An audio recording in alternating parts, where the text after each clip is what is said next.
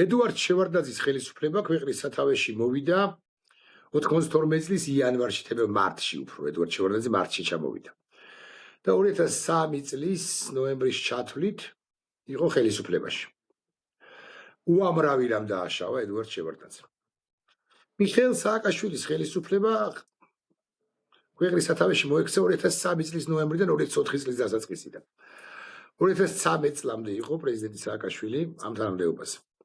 მასაც რასაკვირველია, ბევრი შეცდომა აქვს დაშვებული და ბევრი დანაშაულის ვინც ის და ჩადენილი მისი ხელისუფლების ცალკეულ წარმომადგენლებს. 2000 და მიხეილ სააკაშვილი ხელისუფლებაში იყო შესაბამისად 9-10 წელიწადი. 2012 წლიდან ხელისუფლებაში მოვიდა ქართული ოცნება, რომელიც პირველ ხანებში, მაინც ესე ვიტყვი, 2012-დან 16-18-მდე თუნდაც იყო მეტნაკლებად ადეკვატური. 2018 წლიდან და ვინც ის და 2020-დან და 22-დან განსაკუთრებით იყო არაადეკვატურობის განსახილება, მეთქი ასე ვიტყვი და არის ამ წუთას. რამ განაპირობა ხელისუფლება, ქართული ოცნების ხელისუფლების არაადეკვატურობა, სიმართლე გითხრათ არ ვიცი. უფრო ზუსტად იროვ იყო, ჩემი ვერსიები მაქვს, იმასთან დაკავშირებით, რომ რუსეთზეა დამოკიდებული, ბევრი რამის თქვა შემიძლია. მაგრამ რაში გამოიხატება მისი არაადეკვატურობა? ალბათ ყველაზე უფრო საინტერესო კითხვა, ან ერთ-ერთი საინტერესო კითხვა არის ეს, მათ შორის გამოიხატება ადამიანის უფლებების დარღვევა და განუწყვეტელ დარღვევაში. პოლიტიკაც გააუქმა პერსონალურად ბიძინა ივანიშვილმა. დაეყრდნო ასევე ეს მნიშვნელოვანია ჩემი მოსაზრებით, დაეყრდნო პირებს, რომლებიც თუ ვინმე შეიძლება წარმოიდგინო არაადეკვატური საქართველოს ხელისუფლებაში. ბევრი არაადეკვატური ყოლია, ცხადია 92 წლიდან ვიდრე დღემდე, მაგრამ ირაკლი კობახიძე ყველაზე უფრო არაადეკვატურთა შორის არაადეკვატური.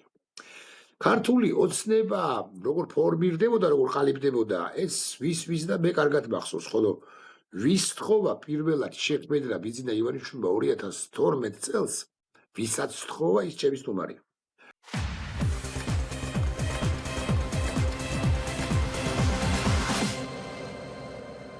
გადაცემის პარტნიორია კოკა-კოლა. ეხლა თქვენ რა პოლიტიკური კალენდარიც გადაფურცლეთ ბოლო ეს არის დაახლოებით 20 წლიანი პერიოდი. შეიძლება ცოტა მეტიც, ხო? მე ყველა ეს პერიოდი მახსოვს და შევარდნაძის პერიოდიდან დაწყებული ვარდების რევოლუცია და შემდეგ უკვე ივანიშვილის შემოსვლა ქართულ პოლიტიკაში, ეს არის განსხვავებული პოლიტიკური ტრანსფორმირების და ძალიან რთული გადასვლების პროცესი, მაგრამ ყველა ამ პერიოდს სამ ძალიან მნიშვნელოვან მმართველობის ეტაპს აერთიანებს ერთი ძალიან დიდი და სტრატეგიული მნიშვნელობის პრობლემა. ეს არის სამივე ხელისუფლების პერიოდში მე ვხედავდი ყველაზე მეტად როგორ ეჭიდებოდნენ ძალაუფლების გამტკიცებისთვის, ძალაუფლების შენარჩუნებისთვის და შემდეგ ძალაუფლების ხელიდან არ გაშვებისთვის მართლმსაჯულების სისტემას, როგორც ბერკეტს, ეს იყო შევარდნაძის პერიოდში, ეს იყო სააკაშვილის პერიოდში და ეს გახდა გადაულახავი ბარიერი ივანიშვილისთვისაც. მე რომ ახსენდება ეს პერიოდები და ყველაფერი ეს მაინც ადამიანის უფლებების ჭრილშია ჩემგან ეს დანახული და გააზრებული. ბოლო მმართველობის პერიოდს თუ გავიხსენებთ, სად ხდება ეს ტრანსფორმირება ივანიშვილის, ხო? ივანიშვილი მოვიდა სააკაშვილის რეჟიმის კვალდაკვალ, როდესაც ადამიანის უფლებების სისტემური დარღვევები იყო იმდენად მწვავე ფაზაში გადასული, რომ მე მახსოვს უკვე დაღლილი საზოგადოება, ბრძოლისგან დაღლილი, წინააღმდეგობისგან დაღლილი, შიშით გათანგული და ოპოზიციაც მათ შორის მაშინაც როგორც ეხლა დაკარგულია თითქოს კი არა დაკარგული პოლიტიკური პროცესი, დაახლოებით ესეთი ნიჰილიზმის ეტაპი იდგა, როდესაც ივანიშვილი შემოვიდა ქართულ პოლიტიკაში, ეს იყო 2011 წელი. 7 ოქტომბერი მისი განცხადება, რომელიც უეცრად გაისმა რაღაცა იყო ძალიან მოულოდნელი და ყველა ერთმანეთს ეკითხებოდა რა ხდებოდა, ვინ იყო ეს კაცი და ზუსტად 2 დღეში მივიღე მე ზარი აი ამ განცხადებიდან, რომ მას შეხვედრა უნდოდა და ზუსტად მესამე დღეს ეს იყო კარგად მახსოვს 10 ოქტომბერი, როდესაც შემხვდა და მითხრა ვიყავი პირველი პოლიტიკოსებს შორის თუ იურისტებს შორის, ვისაც ხვდებოდა. აქედან დაიწყო ყველაფერი, მე ალბათ თუ საჭირო იქნება მიუბრუნდეთ, მაგრამ თქვენ კითხვას რო უპასუხო უკვე, საიდან იწყება ეს ტრანსფორმაცია მისი და ასეთი რადიკალური ცვლილება, მე უფრო მეტად მაინც 2018 წელს გამოვყოფდი, მაგრამ ეს არ იყო გარედან ისეთი მძაფრად შესამჩნევი ირაკლი, როგორც მე ვხედავდი ამას შიგნით, იმიტომ რომ 2018 წელს, როდესაც დეკემბერში მე ვთქვი, რომ მე უკვე უნდა წავიდე, ეს მე უკვე უნდა წავიდე, ეს შემდგარ ნიშნავდა ჩემი ხასიათისგან გამომდინარე, გულისხმობ იმას, რომ მე არ მიყვარს შუა გზაზე ბრძოლის მიტოვება, მე მახასიათებს რაღაცა პროცესების დასრულება. ანუ ჩავთვალეთ, რომ ამოწურული იყო ბრძოლის ყველა რესურსი შიგნით. და ეს ეხებოდა მართლმსაჯულების რეფორმას. აი როგორც კი მართლმსაჯულების და სასამართლოს, პროკურატურის, პოლიციის ძალა იგრძნო ივანიშვილმა, რომ ეს იყო მისი ბერკეტი მთავარი ძალაუფლების შენარჩუნების და დაიწყო ამ ბერკეტის გამოყენება, ხო, ეს იყო ჩემთვის წყალგამყოფი. აი ამის შემდეგ მე ვფიქრობ, რომ უფრო მოგვიანებით დაინახა საზოგადოებამ სიმძაფრე ამ ტრანსფორმაციის, მაგრამ ჩემთვის უკვე ნათელი იყო 2018 წლის ბოლოს, რომ აი აქეთკენ მივდიოდით, ეხა სადაც ვართ. ეკა, იცი რა მაინტერესებს? აი თქვენ აბსოლუტურად სწორი და მართებული აქცენტი დასვით, რომ მართლმსაჯულება როგორც ასეთი არც ერთი ხელისუფლების დროს არ იყო ჯეროვანი და არ უშვებდა თითქოს ხელიდან ბერკეტს არც ერთი ხელისუფალი. ეყრდნობოდა რა ამგვარ მართლმსაჯულებას, რომელსაც მართლმსაჯულების არც არაფერი ცხია, თუ თავისუფლებას მივიძენ, ასე ვთქვა. მაგრამ ყველა ხელისუფლება მეტნაკლებად მაინც აფეთქდა ამ ნიადაგზეც. ივანიშვილი რატო ვერ ფეთქდება? რატომ ვერ მოხდა ამ ხნის განმავლობაში საზოგადოების მხრიდან 2018-დან თუ გნებავთ, საზოგადოების მხრიდან მისთვის იმგვარი წინააღმდეგობის გაწევა, რაც მას ან მართლმსაჯულების რეფორმისაკენ უბიზგებდა, რაც არ გააკეთებს ჩემი ხმარწმენით, არც არასოდეს აღარ გააკეთებს, ასე ვიტყვი. აღარ გააკეთებს. ან ივანიშვილისათვის ისეთივე მითითება კარისაკენ, როგორც მიუთითა საზოგადოებამ კარისაკენ 2012-ში, როცა თქვენ მოხვედით ხელისუფლებაში მიხეილ სააკაშვილს, ან მანამდე 2003-ში ედუარდ შევარდნაძის. ეს საინტერესო კითხვაა სხვათა შორის და ამ კითხვას პასუხი ჭირდება, თუნდაც იმიტომ, რომ ვიპოვოთ ის ჯადოსნური გასაღები, რომელმაც უნდა გახსნას ეს რაღაცა მოჯადოებული წრე, რომელიც ვერაფრით ვერ გაირღვა და ვერაფრით ვერ გაიხსნა, მიუხედავად ამ წინააღმდეგობრივი პროცესებისა და ბრძოლისა, რომელიც არ არის მცირე მასშტაბის.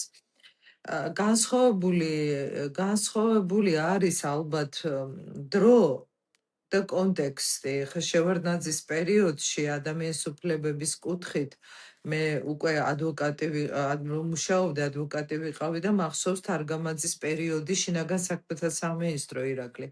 და მახსოვს მაშინაც შევდიოდი ციხეებში, პოლიციის დაწესებულებაში, ნაცემ ადამიანებს ხედავდი, სისტემურ დარღვევებს ხედავდი, არა მარტო ხედავდი, ვლაპარაკობდი, ვიბრძოდი, მაგრამ იმ ეტაპზე გაცილებით უფრო ალბათ ეხა ყოველ შემთხვევაში მაშინ პატარა ვიყავი ასაკიდაც და გაცილებით უფრო სახიფათო იყო ბევრი თვალსაზრისით ბრძოლა იმიტომ რომ არ იყო მედია ესეთი, არ იყო სოციალური ქსელები დახურული, იყო ეს შესაძლებლობები, ხო, მხოლოდ ტელევიზიებით შეიძლებოდა და ისი ძალიან შეზღუდულად ვთქვათ გამოგეყენებინა საჯარო შენი პოზიციების გახმოვანება. მაგრამ მაინც ალბათ იმ დროს ქონდა ის კონტექსტი, რომ რაღაც რაციონალური იგრძნობოდა აი შევარდნაძეს ალბათ ეს უფრო ახასიათებდა კრიტიკულ ეტაპზე რაციონალური გადაწყვეტილებების მიღება, მაგრამ იმდენად მაინც მომწიფდა ცვლილებების საჭიროება, რომ ვარდების რევოლუციის დროს როგორც კი ლიდერი გამოჩნდა, ლიდერმა აიღო ხელში ამ პროცესების მართვა. ასე მოხდა 2012 წელსაც, აქაც ლიდერი გამოჩნდა. ეს ჩვენ მოგწონს არ მოგწონს ესე ვთქვათ, მეც არ მომწონს სხვათა შორის ადამიანი, როცა სულ ვიღაცას ეწებს და ჭირდება მისი იდეების რეალიზებისთვის ან მისი ბრძოლის შედეგებში გადატანისთვის კონკრეტული ადამიანის მოდელი.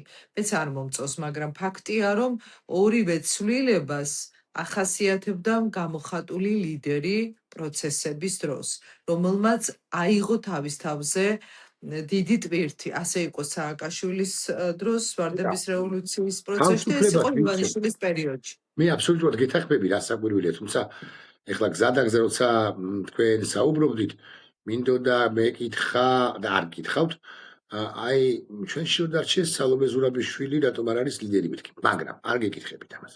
კიდევ იცით რა იყო? თუმცა შემიძლია უპასუხო ამასაც. მე ვფიქრობ, სალომე ზურაბიშვილი ძალიან საინტერესო ტიპის პოლიტიკური ლიდერია, გამოკვეთილი თავისი სახასიათო შტრიხებით, მაგრამ არ არის საკმარისი ამ ტიპის რეჟიმის პირობებში და ჭირდება მას კიდევ დამატებითი სხვა ძალიან მნიშვნელოვანი ელემენტები ამ პროცესს. ანუ არ არის საკმარისი ერთი ასეთი ტიპის ლიდერი. აბსოლუტურად გეთახმებით, მოყვებით მაგ ლოგიკაშიც. ეხლა ერთ სხვა დეტალზეც გავამახვილებ თქვენს ყურადღებას, თუნებას მომცემთ. იმ ხანად პრინციპული ადამიანები, რომლებიც ხელისუფლებაში იყვნენ ოდესღაც, აი მაგალითად ან თუნდაც რა ვიცი, მაგალითები დავასახელოთ თუ არა, სწორი პოზიცია დაიკავეს და ესენი იყვნენ მოუსყიდავი ადამიანები. ეკაბესელია იყო ხელისუფლებაში 2018 წელს და ეკაბესელია, არ ვიცი ხარ, ამეთ ცნულება გქონდათ თუ არა, ან შემოთავაზება გქონდათ თუ არა, მაგრამ რომც გქონოდათ, ალბათ ერთ-ერთი ყველაზე დიდი. ხო, რომც გქონოდათ, მე დარწმუნებული ვარ, რომ ეკაბესელი ეთქო და უარს, იმიტომ რომ მისთვის ეხლა მე აქ კათინაურს კი არ შემიძლია გაგაკრიტიკოთ რაღაც სხვა საკითხშიც, ხო? მაგრამ მისთვის პრიორიტეტი იყო მართლმსაჯულების რეფორმა. მე აქ მაინც და მაინც მატერიალური ანაზღაურების ცნულებაზე არ ვლაპარაკობ, ან მხოლოდ ამაზე არ ვლაპარაკობ. ძალაუფლების ბერკეტების ხელში ქონაზე და დავასახელებდი სიამოვნებით თქვენს იმ ოდესღაც თანაგუნდელებს, რომლებსაც ამგვარ ცნულებებს ვერ გაუწეს. და რომლებიც ზოგი ახლა პარლამენტშია, ზოგი მინისტრია და ზოგი იქა და ზოგი აქ არის, მაგრამ თუ სწორედ ამართებული სიტყვა თბილად არის მომჯდარი. აი მაშინ იმხანად 2012-ში, მაშინ იმხანად 2003-ში, მაშინ იმხანად რა ვიცი რომელიღაც პერიოდში ადამიანი 2018-მდე თუ 15-მდე რას ვიტყვი, ამ მნიშვნელობა აქვს ხო რა თარიღს დავასახელებ. პრინციპული ადამიანები უფრო მეტნი იყვნენ, რომლებმაც ბატონს უთხრეს უარი. რომლებმაც ბატონს უთხრეს, რომ იცი რა არის, აპატიე, მაგრამ ამას უკვე ვეღარ გადავაბიჯებ. და ესეც იყო ამ ცვლილების, მაშინ ცვლილების საფუძველი და განმაპირობებელი. ახლა ამ მდგომარეობა უწუხარ და არ არის. მეთანხმებით? კი, გეთანხმებით და უფრო მეტიც შეგვიძლია გავშალოთ ეს თემა, იმიტომ რომ ეს პირდაპირ კავშირშია იმ კითხვაზე პასუხის მოსაძებნად, რატომ ვერ ხდება ამ ეტაპზე ამდენი წინააღმდეგობის მიუხედავად ცვლილებები და რატომ აქამდე გაგრძელდა ასეთი ტიპის მმართველობა. ეს პირდაპირ კავშირშია სწორედ იმ თემასთან, რაც თქვენ ახსენეთ. ეს არის გავლენები, ეს არის ცნულებები, ეს არის მოსყიდვა, როდესაც გაქვს განუსაზღვრელი ძალაუფლება და გაქვს განუსაზღვრელი რესურსი, მატერიალური რესურსი. რა თქმა უნდა, პატარა ქვეყანაში ძალიან იოლია ამით გავლენის მოხდენა ადამიანებზე. სხვათა შორის მე არ დამიმალავს ეს და ეს ეხლა ყველას კარგად ივანიშვილმა იცის, მაგრამ იცის კიდევ რამდენიმე ადამიანმა არც მე არ დამიმალავს ყოველ შემთხვევაში მინიშნებით მაინც არაერთხელ მithქვამს, რომ თუ ვინმეს ქონია ძალიან დიდი არჩევანის შესაძლებლობა იმ პერიოდში, როდესაც ხელისუფლებაში ხარ და ალბათ ერთ-ერთი ყველაზე დიდი ცდუნებას და ერთ-ერთი ყველაზე დიდი გამოცდაც საკუთარი ნერვების და ნებისყოფის, ეს მე ვიყავი, იმიტომ რომ ისეთი გადაწყვეტილების მიღება დამეკისრა ჩემ დაუნებურად და ესეც რაღაც ბედის ირონიაა, აი ბედის ირონია არ ვიცი და მართლა სასწაული იყო ეს გულისხმობ მუზენალის სასამართლოს მოსამართლების არჩევის იმ ცნობილ სიას. ეს სია ხო მარტო სია არ იყო, ეს სია ხო მარტო 10 გვარი არ იყო, ეს იყო სასამართლო კლანის მხრიდან საბოლოოდ გაფორმება ძალაუფლების ყველაზე მაღალ ინსტანციაში, ხო? და ეხლა ბედის ირონია თქვა, იმიტომ ვამბობ, რომ სააკაშვილის მმართველობის პერიოდში, რის გამოც მე ძალიან კომფორტული ოფისიდან და ძალიან წარმატებული საადვოკატო კარიერიდან გავედი ქუჩაში და ვიდექი 5 წელი ბარიკადებზე, იყო ეს მოსამართლეები, იმიტომ იყო ეს მართლმსაჯულება, ხო? და აღმოჩნდა ისე, რომ 5 წელი რის გამოც ვიბრძოლე და ვიდექი ქუჩაში და გადავიტანე ყველანაირი საშინელება, რა ვიცი, ხვებთან ერთად და თუ ცოტა მეტი არა, ნაკლები არა, ივანიშვილის მოსვლის შემდეგ, როდესაც მართლმსაჯულების რეფორმაზე დავიწყე მუშაობა, ზუსტად ამ ადამიანების სია დამეწერა მე და მე უნდა გამომეტანა მათი არჩევის საკითხი კენჭისყრაზე პლენარულ სხდომაზე. ხო, ეს იყო მართლა საოცარი, აი რაღაცა არ ვიცი, ბედის წერა. და წარმოიდგინეთ თქვენ რა დონის ცდუნება თუ რა დონის გამოცდა შენი ნერვების, ნებისყოფის და ყველაფრის, რომ ერთ მხარეს არის სასწორის, ერთ მხარეს აი ყველაფერი, რაც გინდა რომ ისურვო, რაც კი შეიძლება თავში ადამიანს მოგივიდეს, რომ ნებისმიერ ამაზე თქვა, რომ ეს მინდა ამის სანაცვლოდ და იმ წამს გისრულდება და მეორე საპირისპირო არჩევანია თუ ამას არ მიიღებ ამ ესე ვთქვათ ამ ბევრ მატერიალურ სიკეთეს აქ ვულკანებზე უნდა გაიარო და აფეთქდები გადარჩები თუ არა არ იცი. აი ეს ორი უკიდურესობა მქონდა მე წინდა ბროდ ჩემ თავს არც ვაკადრე რომ დიდხანს გამეჩერებინა ფიქრი ჩემ თავში რომ ეხა რა უნდა ვქნა. არა აი არც კი გავაჩერე ეს ფიქრი, იმიტომ რომ ალბათ მე რომ ამას შეყვე არ ვიცი ხა მე რა დაგემართება ადამიანს, მაგრამ მე მყისიერად თქვი უბრალოდ ეს მყისიერად ესე სწრაფად კი არ დამთავრდა. თქვი რომ არა ამას არ გავაკეთებ, არაფრის ფასად არ გავაკეთებ და ძალიან ზუსტად ვიცოდი ამას რაც მოყვებოდა, ან გადავრჩებოდი, ან ვერ გადავრჩებოდი, მაგრამ ფიზიკურ საფრთხეზე მეტად ძალიან კარგად გრძნობდი, რომ მორალურად ვერ გაუძლებდი კომპრომისზე რო წავსულიყავ, იმიტომ რომ თავარი იდეას კარგავდი, აი ამ იდეას ერთად საკუთარ თავს.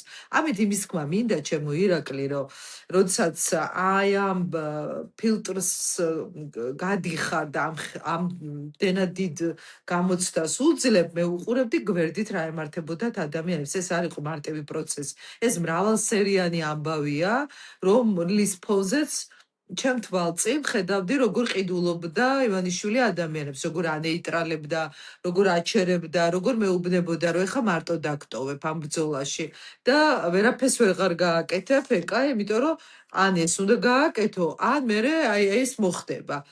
და აი ამ გავლენებმა ამ ძალაუფლების არ ვიცი, ტკბობამ თუ სხვადასხვა ფაქტორმა დღეს აი რასაც სადამდეც მივედით, აი ამან გამოიწვია ირაკლი, ზოგისთვის ეს იყო შიშის ფაქტორი, ზოგისთვის ფინანსური ინტერესი, ზოგისთვის რა, მაგრამ საბოლოო ჯამში ეს ყველაფერი მატერიალიზდება მაინც და თუ რამემ დღეს დააკარგინა პოლიტიკური პროცესი, შეგრძნება თუ რეალობა ქვეყანას და სადამდეც მიგვიყვანა, ეს არის ძალიან დიდი გავლენების შედეგად ადამიანები, რომლებიც გაიყიდნენ და დარჩა მცირედნი მხოლოდ იმ პერიოდში, ვინც იყო პრინციპების ერთგული, ზოგი წავიდა, ზოგი გვიან წამოვიდა, ზოგი სადღაცა გავიც უწავიდა.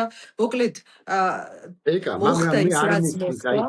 გეთახმები, მოყვები, გეთახმები, ემოციურად გეთახმები, ყველა შენ სიტყვას ვიზიარებ, მაგრამ არსებობდა ჩემი აზრით რაღაც წითელი ხაზი, რაც არ უნდა გადაგეკვეთა ადამიანს, მოქალაქეს, პატრიოტს, რა ვიცი, ხელისუფალს, სად ახარ, რა მნიშვნელობა აქვს. მაგალითად, როდესაც მზია ამაღლობელს აპატიმრებენ იმისთვის, ისთვისაც აპატიმრებენ, შენ იმ ხელისუფლებაში ვერ უნდა გაჩერდე. ახლა მზია ამაღლობელი მნიშვნელოვანი პერსონა ცხადია, მაგრამ მე აი ახლახან წავიკითხე, ერთი დღის წინ დაახლოებით კი არა ნამდვილად, შენი სტატუსი, რომელიც არ ეხება მზია ამაღლობელს. და სტატუსი ეხება ელენე ხოშტარიას. მე აბსოლუტურად დარწმუნებული ვარ ეგრამ მაგის პასუხი, რომ ის ხვედრი, რომელიც ახლა მოცემულობებზე ხვთაწილად ელენე ხოშტარიას, შენ რომ მეთქვა დაგიფაროს ამ მდგომარეობაში იყო, ელენეს იგივე იზამდა და შენ წერ ამგვარ რამეს. აუცილებლად ვინახულებ ელენე ხოშტარიას ამ დღეებში პირადად და გავიგებ მის მდგომარეობას. ელენე უკანონოდ იხდის სასჯელს და მისი განაჩენი არის პოლიტიკური შურისძიება. ვისი შურისძიება და რატომ შურისძიება? რატომ შურისძიება ქალებზე? მოდი ასე თუ გით. მათ შორის შენზეც, მათ შორის ხათუნა სამნიძეზეც, მათ შორის მზია ამაღლობელზე, მათ შორის ელენე ხოშტარიაზე, მათ სხვებზეც. ადამიანებზე, რომლებიც განსხვავებულ პოზიციებზე იდექით წლების და ათწლეულების განმავლობაში ვინ იცის და განსხვავებულ პოზიციებზე ვიყავით ჩვენ. მე არ გეთანხმებოდი შენ ბევრ რამეში და შენ არ მეთანხმებოდი მე ბევრ რამეში. მე ერთ მოქალაქეს მამაკაც, შენ ერთი მოქალაქე ქალბატონი.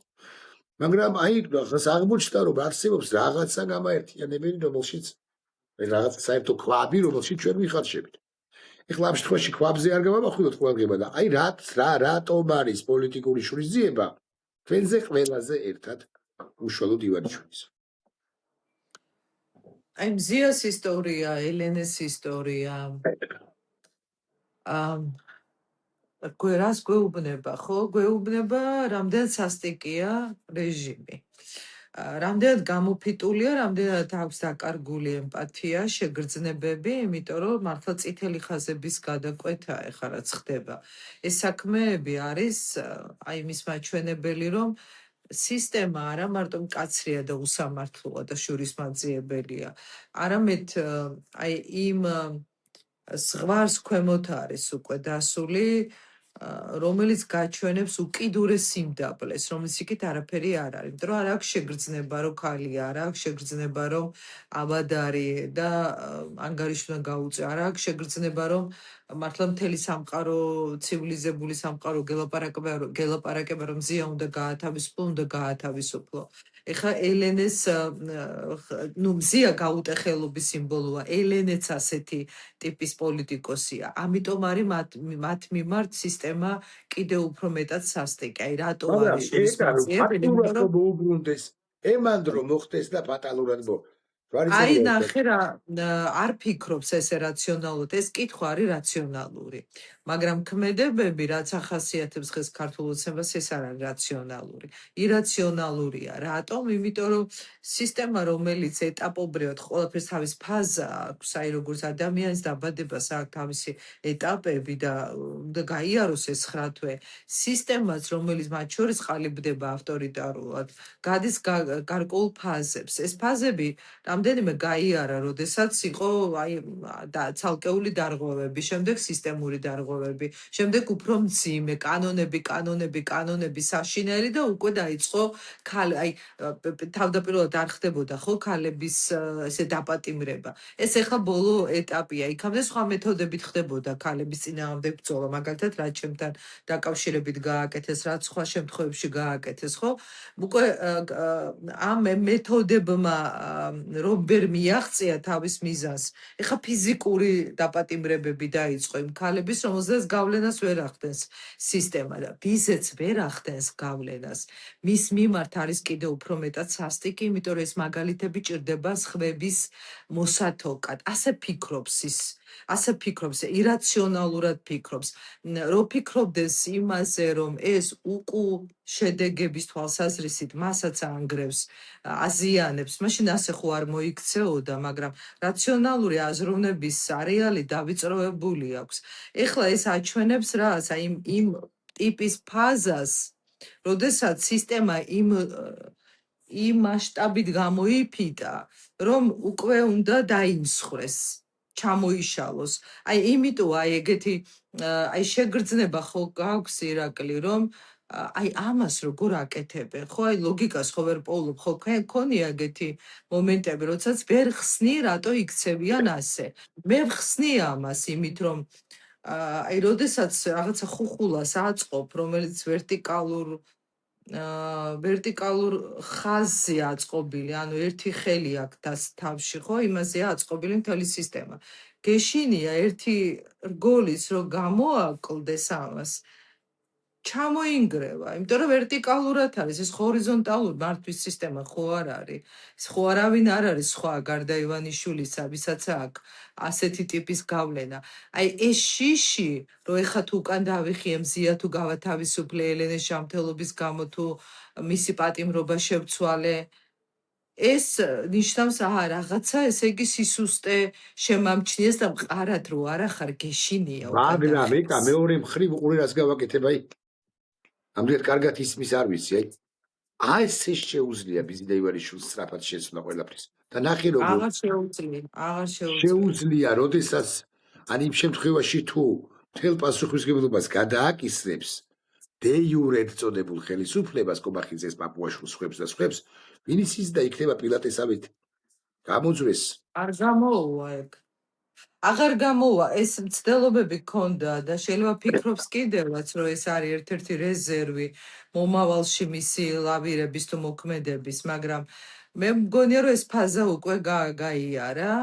როდესაც პირველად წავიდა, როდესაც მეორედაც ქონდა ეს დაბრუნების პროცესი ისევ წასვლის, მაგრამ უკვე არ გამოუვა, იმიტომ რომ საზოგადოებაში ისე არის გაჯერებული მისი სახელი და პასუხისგებლობის ტვირთი, რომელიც მასზე გადადის, ამდენიც არ უნდა იძახოს ახლა მან, რომ მე არაფერ შუაში არა ვარ, დააგაჯერებ შენ, დააჯერებს ვინმეს. იმიტომ რომ მისი უძლებელობის მითი უკვე ჩამოყალიბებულია დიდი ხანია. ის ადამიანები ცნობიერებაში უკვე არის გაჯერებული, რომ ის მართავს ყველაფერს და რაც უნდა თქვას, რომ მე არ ვიყავი და კობახიძის ბრალია, შეიძლება ვიღაცა ბრიყმა დაიჯეროს, მაგრამ საზოგადოება აღარ მიიღებს ამას და მას უკან დასახელება არ აქვს. მაგ ლოგიკას თუ წავყებით შეიძლება და ვინიც ის დაგეთახ მოგინეც ამიტომაც არის რომ შენის ნებართვით ასე ვიტყვი გააფთრე უთხეში მიმწყდეული და გააფთრებულია ეხლა რომელიმე ცხოველს კი არ შევადარებ მაინც და მაინც მაგრამ და კიდე უფრო მეტად იპორჭყნება კიდე უფრო რთულად აქვს საქმე იმიტომ რომ ის ხდება რომ ეს ბოლო ბრძოლაა და შეიძლება პირდაპირ უშლობით ნუ გაიგებს მაინც და მაინც ეხლა თუ გიყურებს მაგრამ შეიძლება მოგუდოს საზოგადოებამ და აქედან გამომდინარე უმისამართოთ ან რა ვიცი რაღაცნაირ განსაკუთრებული გააფთრებით გვებრძვის იბრძვის მე მგონი აქ მეორე ფაქტორიცა რომელიც არ უნდა გამოვტოვოთ ერთი არის ეს ანუ როდესაც ისე შეტოპავ ამ უსამართლობის ციკლში რომ უკან დახევისთვის ცოტა გაქვს ძალიან სივრცე ან არა გაქვს მაგრამ ცოტაც რომ კონდეს უკან დასახევი გზა მანძილი თავისუფალი უნდა იყოს თუნდაც იმ მანძილის გავლაში და ეს თავისუფლება აღარ აქვს ირაკლი იმიტომ რომ იქ ჩრდილოელი მეზობლის გავლენები უკვე იმდენად დიდია ქართულ რა ვიცი ყოველდღიურ ცხოვრებაში მე ასე მგონია რომ პირდაპირ იქიდან ვიმართება მთელი ეს პროცესი მარცხდება ის ჩრდილოელი მისი პატრონი მარცხდება ეკა ის ხო და რომ ჩრდილოელი იქამდე აი ვიდრე საბოლოოდ დაენარცხება როგორ ჩანს ეს ფსიქოლოგია ირაკლი რომ მოდი აი სადამდეც გამივა და სადამდეც გავძლებ მოდი იქნებ კიდე გამივიდეს კიდევ გადავაგორო ეს კრიზისი ესეც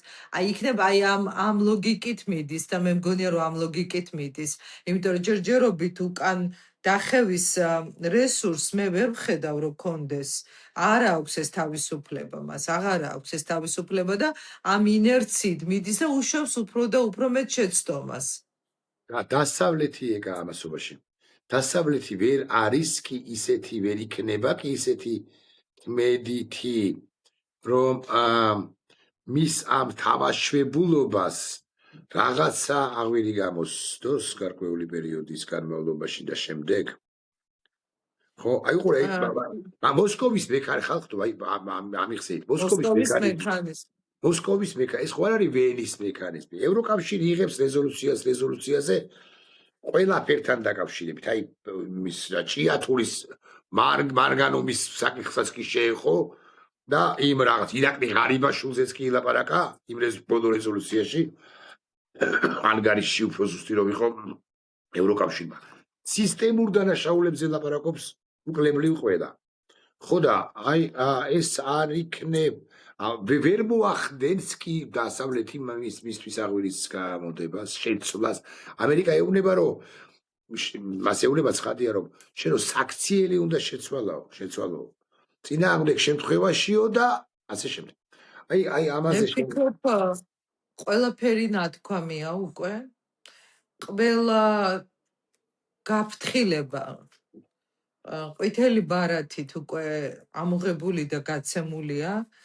ყველა ტიპის სანქცია რაც შეიძლებოდა გამოყენებულიყო, თუ არ ჩავთვლით უკიდურეს ომებს, ეხლა მართლა ვენესუელაში რაც მოხდა, იგივე სხვა არ ჩაატარებენ აქ. ყველაფერი რაც აქამდე მოხდა, ეს უცილობლივ შედეგებს გამოიღებს. უბრალოდ ჩვენ პატარა ქვეყანა ვართ და ძალიან სწრაფად გვეჩქარება. მაგრამ ეს დროში ცოტა სხვაგვარად არის დანახული დიდ პოლიტიკაში, ხო ასეა. ჩვენ უბრალოდ ძალიან ახლოდან უყურებთ ამას, ეს ყველას გვეხება ყოველდღიურად ეს პროცესები და აღქმა სხვაგვარია, მაგრამ ცოტა უფრო მანძილით რომ დაშორდები ამ მოვლენებს სხვაგვარად ჩანს. აი დიდ პოლიტიკურ სურათში, ახლა როდესაც არის უძიმესი საერთაშორისო პრობლემები ამ ფონზე, მე მგონია რომ ეხლა აქ საქართველოში ეს განცდა აქვს ქართულ ოცნებას, რომ აი ეხლა ჩვენთვის არავის არ ცალია იმდენად რომ აქ რაღაც რადიკალური გადაწყვეტილებები იყოს მიღებული თუ ქირურგიული ჩარევები და მოდი ეხლა ჩვენ მოვასწროთ ის რაც უნდა მოვასწროთ და ძალაუფლება უნდა გავამყაროთ, მაგრამ საბოლოო ჯამში მოსკოვის მექანიზმი, რეზოლუციები, სანქციები, ბრიტანული სანქციები, აი თუ ვინმეს ესმის რა არის და ბევრს ესმის, მე ვფიქრობ ყოველ შემთხვევაში, ვისაც ქონია შეხება მაგნიცკის სია რა არის, მერთოჩებო. მთელი ცხოვრება ვერ ამოვლენ ამს, ვერ ამოვლენ მთელი აი რამდენი წელი ციცოცხლებენ, იმდენი წელი დაღი ექნება დასმული. ყველგან ეს არის უმძიმესი ამბავი. შეუძლებელია რომ ამას შედეგები არ გამოიღოს. უბრალოდ მე ვფიქრობ რომ პრობლემა იმაში კი არ არის რა ნაბიჯებს გადადგამს ივანიშვილი, არა. პრობლემა არის საზოგადოებაში, რომელიც მას უპირისპირდება, რა ფორმით გააგრძელებს ამ ბრძოლას, რამდენად შეძლებს კოორდინაციას ერთმანეთთან, ერთად დადგომას და რა უშლის ამას ხელს და აი რა კითხვითაც დაიწყე საუბარი ირაკლი, მე ვფიქრობ გასაღები მაგ კითხვაშია. რა უშლის ხელს იმას, რომ საზოგადოება ისე კონსოლიდირდეს, რომ შეცვალოს, იმიტომ საბოლოო ჯამში თავისთავად უკვე დაამარცხა ქართულმა ოცნებამ, საზოგადოება სჭირდება ამის გაფორმება და ამას ვერ ვახერხებთ. და აი ამ მიზეზების ძებნაა საჭირო და სახელის დარქმევა ამას, რატო ვერ ვახერხებთ. აი ესე იმდენად ხშირად ფეთქდებიან, აფეთქდნენ, ისე ამ სიტყვას ვიხმარ, მაგალითად დიუშენის ბავშვებზე. აფეთქდნენ, სურვარელოდნენ, მაგალითად ტელევიზიაში მომხდარ ინციდენტზე. იქ მე არ მაინტერესებს საბოლოო ჯამში რეჟისორის ასისტენტის მოადგილეს ნახევარმა მოადგილემ დაინახა თუ არა რამე კადრი, თუ არ დაინახა.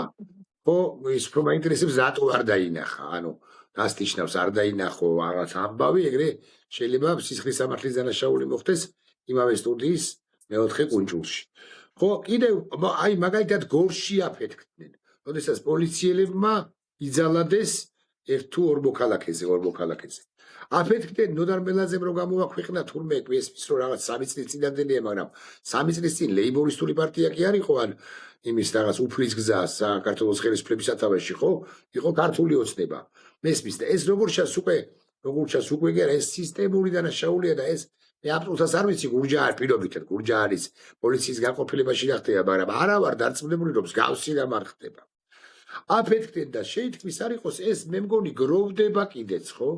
გროვდება და რომელიღაც ეტაპზე ეს პატარ-პატარა გუნდები, გუნდა, ხო? დიდ ზვირთად თუ ზვავად გადაიზრდება. კითხვა მაქვს შესაბამისად. როგორ უნდა იმოქმედოს საზოგადოება იმის გათვალისწინებით, რომ პოლიტიკას გააუქმა ბიზნა ივანიშვილმა. არჩევნებში მე უნდა წავიდე, ხოლმე რომ პოლიტიკური პარტიის შექმნა გადავწყვიტო, რომ გამაუქმებენ. შესაბამისად უნდა შევქმნა კი პოლიტიკური პარტია, შენც გქონდა თუ არ ვცდები მცდელობა ამ არც თუ დიდი ხნის წინ, ხო? მითხარი, რა აზრი აქვს ამგვარი ნაბიჯების სიარულს, თუ ბიზნა ივანიშვილმა თავის მხრივ მოუჩინა მარწუხებს სასაკვირველია ეს მაინც ფეიქ მარწუხებია გამიგზელდა კითხვა, მაგრამ მაინც რაღაც საზოგადოების ერთ ნაწილზე მოქმედებს და არც თუ იული ცხოვრება გვიწევს, ესეც ფაქტია, უკაცრავად. წერი კითხვა. ხო, მაგრამ საინტერესო კითხვა ინსტრუმენტებია საჭირო ბრძოლის დროს ის ინსტრუმენტები, რომელიც არის რელევანტური. არჩევნებისთვის პარტია გჭირდება. ეს პარტიები, რომელსაც გააუქმებს თუ დაჭირდა, იმიტომ რომ გამზადებული აქვს, ალტერნატივებია შესაქმნელი. მე მცდელობას მქონდა და გავაკეთე კიდევაც, იმიტომ რომ ვფიქრობ, რომ ეს ინსტრუმენტიც უნდა იყოს და იდოს. ის აქტიური არ იქნება, იმიტომ რომ არ არის ხა ამის დრო და არარელევანტური იქნება, მაგრამ საჭირო დრო საჭირო საქმეს შეასრულებს. თუ არ შეასრულებს, ამის არ გააფუჭებს. ასეთ ტიპის სამზადისებია საჭირო, ერთის მხრივ ინსტრუმენტები, რომელიც გჭირდება იმ ეტაპზე და იმ დროს, რომლითაც უნდა მიაღწიოს შედეგს და საზოგადოებას ეხლა რაც ჭირდება, მე ვფიქრობ საკუთარ თავში დარწმუნება იმისა, რომ როდესაც პოლიტიკა გაუქმებულია, როდესაც კონსტიტუცია გაუქმებულია, როდესაც ბრძოლა წესების გარეშეა, უბრალოდ კითხვა უნდა დასვა რა. ამ დროს რას აკეთებ შენ, როდესაც მოძალადის წინაშე დგახარ? ფიქრობ, რომ დანებდე, თუ ფიქრობ, რომ წინააღმდეგობა უნდა გაუწიო, რომ დაიცვა შენ უფლებები და ამ საკუთარი თავის დაცვასთან ერთად სხვების დაცვაც შეძლო. ამ კითხვას უნდა გასცე პასუხი. თუ მოძალადეს უნდა დაუხარო თავი და უთხრა, ხო, კარგი, ვიქნები მსხვერპლის როლში, იქნები მსხვერპლის როლში. ხო, ის ორჯერ მეტად მოძალადე გახდება გარკვეული პერიოდში. რა ამიტომ პასუხი არის მარტივი ამაზე, წინააღმდეგობა უნდა გაუწიო. თამას არის აწეული ძალიან მაღალზე, როდესაც კონსტიტუციური პროცესებიდან გადის ქვეყნის მართვის სტილი თუ მოდელი თუ რა ვიცი რა არის ეს, რასაც ჩვენ ხედავთ, საკუთარი თავის დაცვიდან უნდა დაიწყო, იმიტომ რომ შენ თუ ვერ გადარჩი როგორც ადამიანი, შენ თუ მსხვერპლის როლში დარჩი, შენ ვერ მიეხმარები ვერც ირაკლის, ვერც ეკას. ამიტომ ჯერ შენ დაიწყე საკუთარი უფლებების დაცვა და გადადი სხვების უფლებების დაცვაზე. მე მგონი რომ ეს უნდა გავაკეთოთ ყველამ. აი ეს არის ჩემი პასუხი ამ კითხვაზე. არ არის საკმარისი ის რაც ხდება. ანუ საჭიროა მეტი. აი მეტის მობილიზებას ჭირდება გააზრება იმისი, რომ ეხლა ვიშვიშის და დაღლის და შიშის და უიმედობის და რაღაცების დრო კი არ არის, მოქმედების დროა. და ამას როდესაც გავაცნობიერებთ, აი იქ მოხდება ეს ცვლილება. იქამდე ვიდრე ამას ვერ ახერხებს საზოგადოების უმრავლესობა, იქამდე არის აი ეს რაღაცა გაუგებარი ამბავი ხა რაც ხდება ჩვენი ქვეყნის თავს. გაუგებარი პრინციპში არა გასაგებია ყველაფერი, მაგრამ არ ითარგმნება ეს არაფრად თუ არა ეს არის რაღაცა კონსტიტუციური წესრიგიდან გასული სრულიად ქაოტური ძალადობრივი მართვის მოდელი, რაც ახლა არის ქვეყანაში. ეს არის პასუხი. ამას ჭირდება პირველ რიგში აი ესე თითოეულმა ადამიანმა უნდა გააცნობიეროს, რომ მისი ერთი მოქალაქის პასუხისგებლობა არის, რომ არ დარჩეს მსხვერპლის როლში. ეკა ურვესტლატო. აი ეს არის ჩემი პასუხი შენს არაჩვეულური პასუხზე. მადლობა ამ შემართებისთვისაც. მე აბსოლუტურად დარწმუნებული ვარ, რომ სხვა გზა არა გვაქვს ჩვენ. ხო, სხვა გზა უბრალოდ გამარჯვება. იმიტომ გამოვიარეთ ამდენი ბრძოლა, რომ უკვე ამ კითხვებზე პასუხიც გქონდეს და შინაგანათაც მზად ვიყოთ ქმედებებისთვის. ეკა მადლობა, ეკა ვესელია იყო ჩვენი სტუმარი, მადლობა.